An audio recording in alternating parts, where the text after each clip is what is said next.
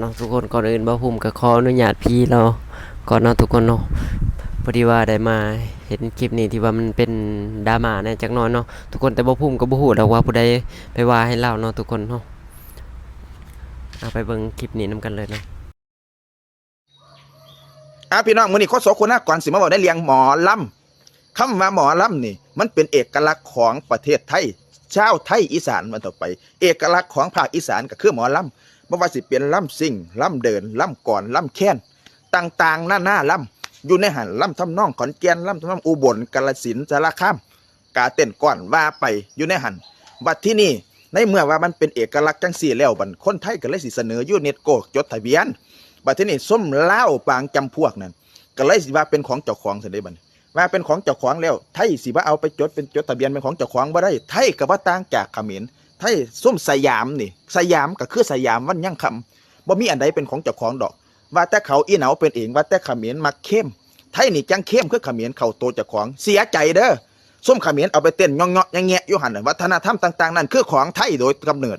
แล้วบัดนี้หมอลำต้นที่มาน่ะก็คือออกจากพระเพิ่นเทศใบลานเพิ่นเทศกาเต้นก้อนบัดที่นี่หมอลำว่ามันเป็นตะมวนตะเย็นก็เลยไปประยุกต์ออกมาบัดที่นี่มันเป็นวัฒนธรรมร่วมคือจังสงกรานต์กับพม่าเห็นบ่ไทยกับพม่านี่จดทะเบียนร่วมกันเด้นี่สงกรานต์เนี่ยพม่าก็จดไทยก็จดนี่เป็นวัฒนธรรมร่วมอันนี้ก็เป็นวัฒนธรรมร่วมเหมือนกันคือจังมันมีของสิ่งหนึ่งพ่อแม่ให้มาผู้ละเคิงให้มาทอกันบัดที่นี่ไทยเป็นผู้อนุรักษ์สืบสานไว้มันก็เลยแตกกิ่งก้านสาขาไปมีหลากหลายทำนองเพราะว่าที่เป็นทำนองขอนแก่นกาฬสินธุ์สารคามลำเพื่อนลำต่างหวายลำพูไทย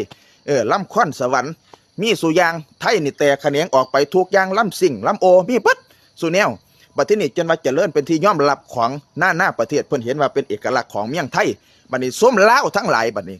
บ่รักษาไว้เพราะถ้าเห็นไทยเฮ็ดได้แล้วก็เลยสิไปเฮ็ดไปเฮ็ดบัดที่นี่ว่าเป็นของเจ้าของบ่มื่นหูมื่นตาเบิ่งเนาะอันใดมันเป็นของเจ้าของบ่แม่นของเจ้าของอันนี้มันจดทะเบียนร่วมกันได้เด้นี่มันเป็นวัฒนธรรมร่วมเพราะมันออกจากอันเดียวกันแล้วยศวัตประเทศภาคอีสานภาคประเทศไทยนี่ออกจากลาวบ่แม่นเด้เนี่ยมันเป็นประเทศลาวประเทศมุจเจ้าตะกี้ก็เป็นของตู่ข่อยเด้น่ะเป็นของประเทศไทยเด้น่ะมุจเจ้าถืออาณานิคมผู้ใดเขายึดไปเนี่ยมุจเจ้าไปตกเป็นเมืองขึ้นไปเนี่ยบัดทีนี้ส่วนนี้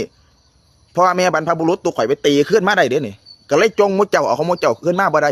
มุจเจ้าก็เลยเป็นลาวอยู่เท่าซุมื้อนี้และยศว่าคำว่าสยามคือสยามลาวมันบ่เจริญทอไทยดอกยศเว้าร้อยเต้าพันเต้าลาวก็บ่เจริญทอไทยยศมากะแนกกะแหนกันฮักกันเพียงกันไปอ่านให้มันถ่วนที่ซะก่อนประวัติศาสตร์ประวัติเสียนั่นน่ะไปอ่านมันเบิดแล้วจังค่อยมาว่าไทยไปขโมยเอาของเจ้าของไทยมันคือเขมรคำใดก็บ่สูญทอเขมรเด้เว้าซื่อๆซะคันเว้าเขมรขึ้นมาว่าไทยคือเขมรอยากด่าฮอดโคตรพ่อโคตรแม่นพุ่นเด้อันนี้ว่าประเทศลาวเด้นี่สัมพันธไมตรีผู้ดีก็มีผู้ซัวก็สิอยากด่ามันอยู่วันต่อไปอย่าสามารถว่าความนี้ไปอ่านประวัติศาสตร์ให้มันถ่วนมันทีวันต่อไปเนาะใดมันดีอันใดมันงามก็ไปอ่านไปศึกษามันแล้วๆจังค่อยว่ามันเป็นของเจ้าของมันบ่แม่นของเจ้าของมันเป็นวัฒนธรรมรวมเข้าใจบ่คันว่าเป็นของเจ้าของมีทำนองหยังเนี่ยไรมาของประเทศลาวมีทำนองหยังซุมื้อนี้เห็นฮอดลาวไปเอาเป็นหมอลำหมู่ลาวมีอยู่ติสันหมอลำหมู่นั่นน่ะบัดทีนี้ลาวมีอยู่ติลำขอนแก่นนั่นน่ะลาวมีจังหวัดขอนแก่นติลาวอยากทราบลาวลำฮอดทำนองสารคามซุมื้อนี่มีอยู่ติสารคามมีบ่อยู่ในประเทศลาวมันเงิดมาง้อหลายเตี่ยมันเลียกหูเลียกตาว่ามันหูหนวกตาบอดติมันคือจังสิมาว่าไปเป็นของมันกระดอกกระเดียแต่ซุมมันว่านั่นอันหมู่ลาวผู้บ่ดีก็ดี FC อยู่ในนี่ก็มีลาวกันหลายท่านวันต่อไปบ่แม่นมีตั้งแต่คนไทยคนลาวคนต่างประเทศมีเบิดอยู่ในเนี่ยบ่ได้ไปก้าวไกลฮอดพี่น้องลาวสู่คนแต่ว่าส้มมันออกมาเว้ามาว่าประเทศไทยส้มสยามก็คือสยามนี่สยามคือเขมรนี่เข้มเอาของคนนี่อันนี้ศูนย์คักวันต่อไปเนาะศูนย์แท้ๆไปเปลี่ยนคำเว้าใหม่พากันไปหาศึกษาคันศึกษาบ่ได้ก็ไปโดดน้ำซะโดดน้ำแล้วก็เอาขี้หินผูกขาแล้วก็โดดน้ำลงไปคันไปศึกษาหาความจริงมาบ่ได้น่ะซ้ำนี่มันศึกษาบ่ได้มันดีแต่ปากข้อมูลมันบ่มีฮู้จักบ่วัฒนธรรมรวมสู้อยากจดสู้ก็จดไปจดรวมไปเลยอันไหนเป็นของมุจเจ้าจดเขินแต่วัฒนธรรมเป็นรวมลำพูไทยติลำต่างหวายติลำควันสวรรค์ติมิเท่านั้นประเทศนี้ทำนองอื่นๆอย่ามาเอาไปลำประเทศลาวบ่มีได้ครับหมอลำซิ่งครับมีแต่หมอลำแค้นครับแค้นอีหยัง เนาะทุกคนบ่ภูมิก็สิมาแสดงความคิดเห็นเนาะสำหรับคลิปนี้เนาะทุกคนหมอลำลาวบ่แม่นเจ้าของวัฒนธรรมแบบหมอลำเนาะทุกคนแต่ว่าอยู่ลาวก็มีลำเนาะทุกคนแต่ว่าบ่ภูมิก็บ่ฮู้ว่าอยู่ไทยอยู่ภาคอีสานกับลาวอันใดมันมาก่อนเนาะทุกคนแต่สำหรับความคิดเห็นของบ่ภูมิว่าเนาะทุกคนเนี่ยมันเมื่อก่อนมันน่าจะมาจากจุดเดียวกันเลยคือลาวกับภาคอีสานเนาะทุกคนเพราะมันมีหลายๆอย่างที่มันคล้ายกันบ่ว่าแต่หมอลำข้าวเหนียวส้มตำอิหยังมันก็มันเกือบจะว่าคือกันเนาะ90%เนาะทุกคนแค่เว้าภาษานี่ภาษาลาวภาษาอีสานนี่เว้ากันนี่โดยบ่ต้องแปลนี่บ่ภูมิว่าอันนี้บ่ภูมิก็เห็นดีนำที่แบบว่าสิต้องใช้วัฒนธรรมร่วมเนาะทุกคนเนาะเพราะว่าพังลาวในตามบ่ภูมิเสิร์ชหานี่มันก็มีตั้งแต่บ่ทันได้เป็นสปปลาวเนาะตั้งแต่ยุคราชอาณาจักรลาวมันก็มีหมอลำคือกันแหล้วเนาะทุกคนแต่ว่าเป็นหยังปัจจุบันนี่จังว่าเห็นหมอลำฝั่งไทยนี่เห็นหลายรูปแบบอันนี้ก็ต้องยอมรับว่าฝั่งไทยเขามีการสนับสนุนส่งเสริมเติมแต่งหลายเนาะฝั่งไทยเขามีการสนับสนุนอนุรักษ์ไว้ได้ดีหลายกว่าฝั่งลาวปัจจุบันว่าสันสานเนาะแล้วก็ประชากรคนอีสานเนี่ยเขาก็หลายกว่าคนลาวก็บ่แปลกที่แบบลำเขาสิมีหลายทำนองหลายกว่าลาวเนาะแต่ว่าลาวก็มีคือกันลำเนาะทุกคนลำสารวัตรลำคอนสวรรค์ลำตั้งวายลำผู้ไทยลำหยังหลายๆลำคือกันเนาะทุกคนแต่ความคิดเห็นของบ่ภูมิเนาะทุกคนยัง